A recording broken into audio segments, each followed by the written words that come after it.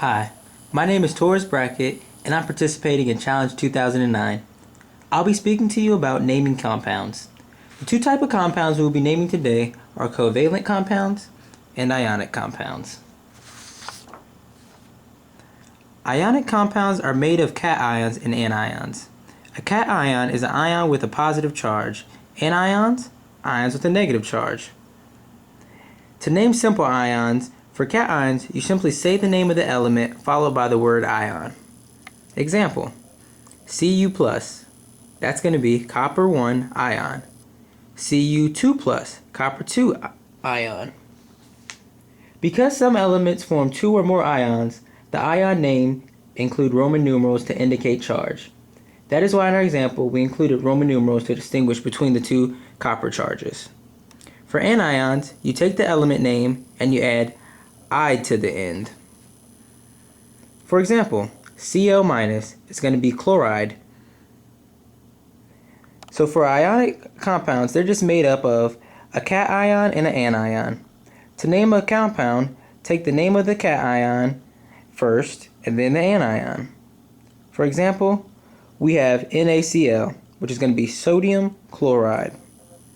You took the anion, which is chloride, and then you took the cation. You put them both together, and that's where you got the sodium chloride from. Here's another example. ZnS. Zn, that's going to be your cation. S, that's going to be your anion. So you get zinc sulfide. Now sometimes, ionic compounds contain polyatomic ions.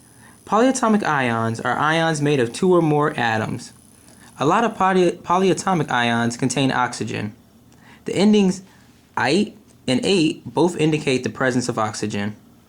Some examples are sulfite, nitrate, and acetate. In cases where there are different amounts of oxygen, the "ite" and "ate" endings become important. Example, you have SO3, 2 negative, which is less oxygen, so it takes the "ite," or SO4, 2 minus, which is more oxygen, so it takes the 8. The presence of hydrogen in these polyatomics is indicated by an ion's name starting with hydrogen. The prefixes mono and di are used. Example, HPO4, 2 minus, which is monohydrogen phosphate, or H2PO4 minus is dihydrogen phosphate. The prefix theo means replace an oxygen with another element. Example, K2S2O3, potassium disulfate. You can often look up these names and formulas in things like charts and in the back of the books. So when you're dealing with polyatomic ions, the steps are the same. First you name the cation, then you name the anion, which is usually your polyatomic. Then you put it all together. So for example, we have K2CO3. Step 1, name the cation, which is going to be potassium. Step 2, name the anion, which is going to be your carbonate. Step 3, let's put it all together. So you have potassium carbonate. Now that wasn't hard, was it? Now let's do covalent compounds. Covalent compounds are named similar to ionic compounds.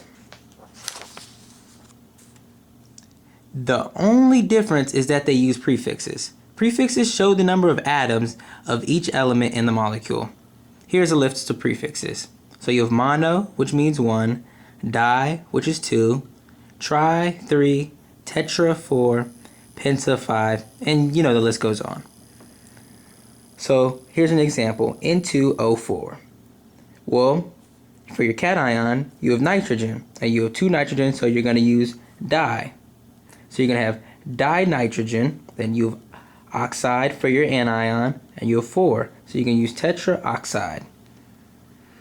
A few things to remember.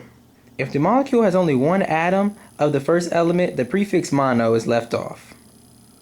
And vowels A and O are dropped off from a prefix that is added to a word beginning with a vowel. Like in our example, we had tetraoxide, but we dropped the A because it started with a vowel. Now that's all you need to know for naming compounds that are covalent and ionic.